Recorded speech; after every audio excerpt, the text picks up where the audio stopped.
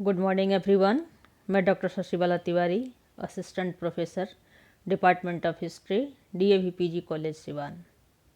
आज हम लोग राइज ऑफ राजपूत्स टॉपिक को डिस्कस करेंगे, इसको देखेंगे।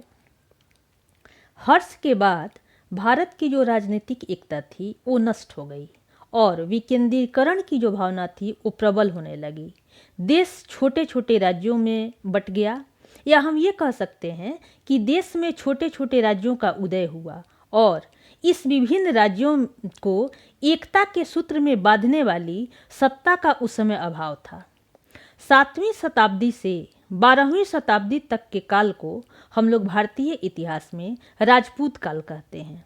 लगभग 400 वर्ष अर्थात 700 से 1200 ईस्वी या 800 से 1200 ईस्वी तक इन राजपूतों ने भारतीय इतिहास में सक्रिय रूप से भाग लिया और भारतीय इतिहास को बहुत ही अच्छे तरीके से प्रभावित किया। जहाँ तक राजपूतों की उत्पत्ति का संबंध है तो इसमें विद्वानों में गहरा मतभेद है। कब और कैसे इनकी उत्पत्ति हुई, यह बात भारतीय इतिहास में आज भी एक पहेली है। विषय इतना विवादास्पद है कि निश्चित रूप से इस संबंध में कोई मत देना असंभव सा लगता है।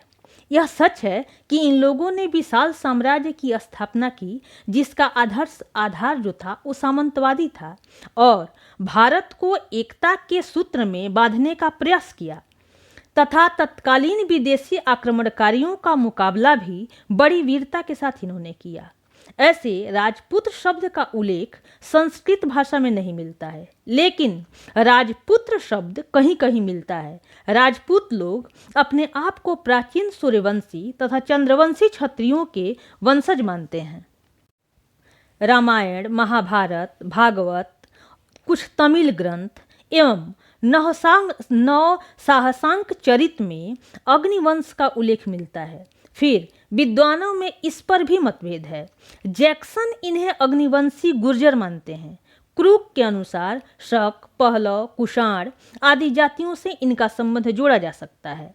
स्मिथ और क्रूक के अनुसार वे विदेशी थे जिन्हें अग्नि के द्वारा शुद्ध किया गया और कालांतर में प्रतिष्ठा प्राप्त करने के लिए इन्होंने स्वयं को सूर्य एवं चंद्र का वंशज कहना शुरू किया। चूंकि 9वीं शताब्दी के पूर्व राजपूत शब्द का प्रयोग नहीं हुआ है, इसलिए वे क्षत्रिय की संतान नहीं माने जा सकते हैं। अमरकोश में राजपूत शब्द को क्षत्रप का पर्याय नहीं बताया गया है। गौरी शंकर हीराचंद्र ओझा का विचार टाड एवं वैद्य के विचारों का संकलन मात्र है। वे लोग इन्हें वैदिक क्षत्रिय का ही वंशज मानते हैं। और सोपा का विचार है कि राजपुत्र शब्द से राजपूत बना है। ऐसा भी विश्वास किया जाता है कि विभिन्न जातियों के सम्मिश्रण से इस जाति की उत्पत्ति हुई। एक सिद्धांत यह भी है कि राजपूतों की उत्पत्ति अग्निकुल या अग्निकुंड से हुई। परशुराम क्षत्रियों से क्रुद्ध हो गए और उन्होंने भारत को क्षत्रियों से मुक्त कर दिया। क्षत्रियों का विनाश हो जाने पर राजाओं का अभाव हो गया और जनता अपने अधिकारों और कर्तव्यों से विमुख हो गई, अर्थात चारों तरफ अव्यवस्था फैल गई। इस सिचुएशन में आबू पर्वत पर एक यज्ञ का अनुष्ठान किया गया और यहीं पर इसी यज्ञ के कुंड से परमार, सोलंकी, पमार और चौहानों की उत्पत्ति हुई।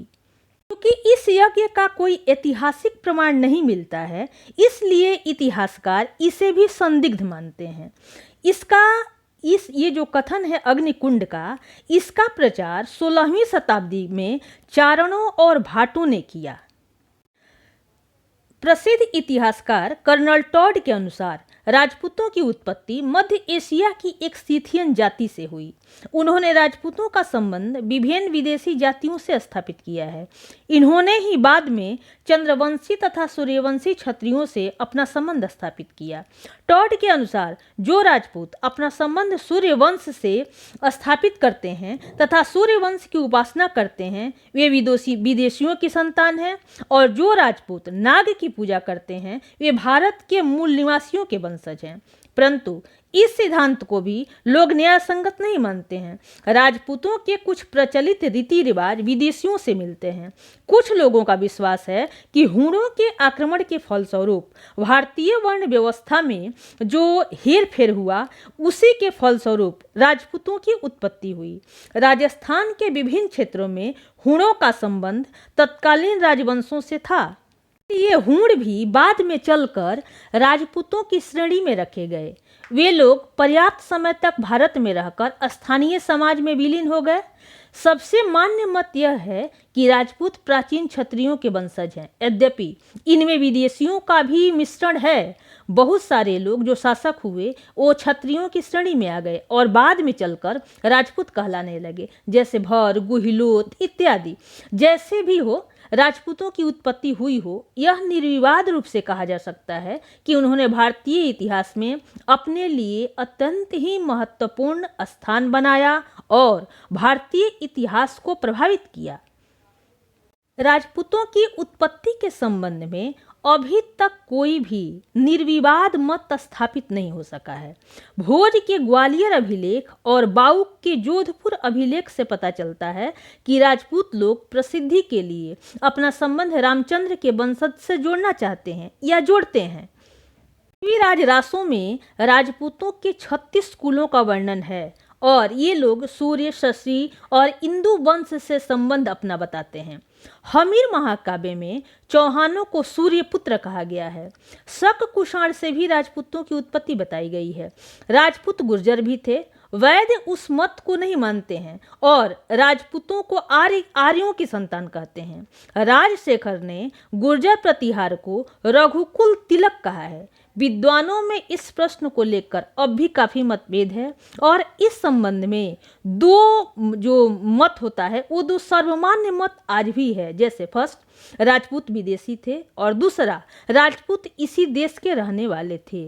इस प्रकार इस दो मत है आज भी, लेकिन इस पर भी अभी तक विवाद है और विवाद चल रहा है।